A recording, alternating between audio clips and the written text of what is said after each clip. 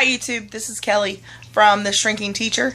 I am brand new to YouTube, so hello, hi YouTube, I'm Kelly. I'm glad to be here. I am at the beginning stages of starting my VSG journey, and I'm excited to share that journey with you guys along the next year or so. So let's start out with some really scary numbers, and you know, it's hard to put it out there for the first time, but I am 31 years old. I am 5'6". All this time I thought I was 5'7", and I went to the doctor and they said I was 5'6", so maybe I really am shrinking. But anyway, I'm 5'6". I am currently at my highest weight, and that number is 286 pounds. I wear about a size 22 or 24 jeans, and usually about a 2 or most of the time a 3X shirt. So that's me, but I'm tired of letting those numbers define me. I'm ready to start my journey to really put myself out there and be honest about who I am and the choices I've made, and I would like your help in being supportive in that. So I am from Burlington. Well, I'm from Greensboro, North Carolina, but I live in Burlington, North Carolina, the central part of the state. And I am, as my name says, I am a teacher. I teach high school at a local rural high school of about 1,600 students. And ironically enough, I teach Foods 1 and Foods 2. So I have a degree in Family and Consumer Sciences. Go Apps. I got it at App State. So food's around me all the time. I talk about it, I teach about it, I demonstrate about it, I cook it, I eat it. It surrounds me not only at home but at my job also. And I'm ready to have a healthier relationship with food. More importantly, I'm a mom of 2 beautiful girls. I have a 7-year-old. She's turning 7 next week. Actually, we're celebrating her birthday this weekend. And I have a 3.5-year-old, both little girls, wonderful sisters. I am a wife to a very supportive husband who is walking right alongside me in this VSG journey. I don't know if he knows what he's getting himself into, but there's going to be a lot of changes over the next couple of months and years. We have been married 7 years, be 8 years this November. So I'm glad that he's here as my support person. So how did I end up where I am today? I was the daughter of a restaurant owner. My dad, who did pass away when I was a child, he owned several restaurants, and so I have enjoyed food forever, since birth. And through his death and through, you know, different life hardships and the craziness of life, I, over the years, have chosen food as my go-to. I really started gaining weight as a young teenager, and it followed me up into my 20s. I maintained a weight around 220, 230 up until my pregnancies with my daughters. And after that, I was able to lose weight, but then I would gain it back. And that's what brings me to VSG. I think it's the permanent, lifelong solution that I need to be a healthier mom and a healthier teacher and wife, and all the things that I love to do. I just want to do them, but be healthy in the way that I do them. So here I am at my highest weight, most vulnerable I've ever been, putting myself out there on YouTube. But I'm coming confidently knowing that this number will not be here for very long.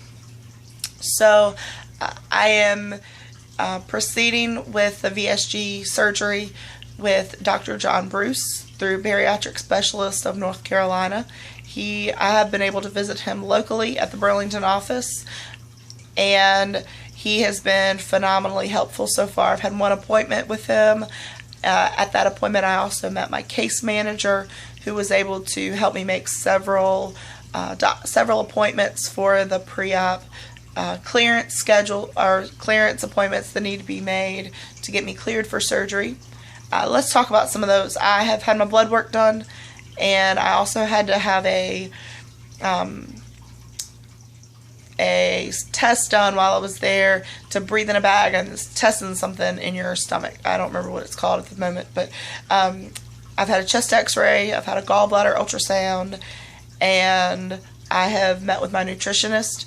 She was phenomenal. She broke things down for me, and being a foods teacher, I have a lot of head knowledge about food and nutrients and nutrition, so that gives me a head up in the game of what things need to change after surgery. I have a lot of head knowledge already, and she was able to further explain the importance of the pre-op diet as well as the 4-week post-op diet. And I'll go back and see her again after my surgery to follow up with what's to come after the surgery. One of the things she was very clear about was making as many changes now prior to surgery and breaking some bad habits so that post-op can be a little bit easier. I have, in the past couple of weeks, started tracking my food on MyFitnessPal, and that's just made me more aware of my caloric intake and serving sizes. I'm not perfect with it by any stretch of the imagination, but I'm making some changes. I am trying to wean myself off of coffee. I love coffee, and I love coffee with cream and Splenda, and it's just so yummy and creamy and tasty. But I've got to get myself off that caffeine before surgery. I am also working towards slowing down my eating patterns. I am a fast eater. I gulp and guzzle and inhale my food a lot faster than I should, and that's one thing that I'm trying to work on now. What's coming up? I do have my cardiac appointment coming up. It will be in Cary, North Carolina, where I get a stress test and some other cardiac clearance. Oh, and the other thing I had done the other day, which was really interesting, was my psychiatric evaluation. I was expecting the psychiatrist to spend more time, almost like a counseling or therapy session, but it was not like that at all. It was a lot about family history, and he made a family tree of health problems, my support people. He did ask me questions about my weight history, my eating patterns, but it was, a little bit reassuring at the end of the appointment for him to say, all right, you're okay. I clear you for surgery. So that was a small victory. He did send me home with a 300 plus question test to fill out on a Scantron. It's a personality assessment that's used commonly with psychiatrists. So that was a crazy test.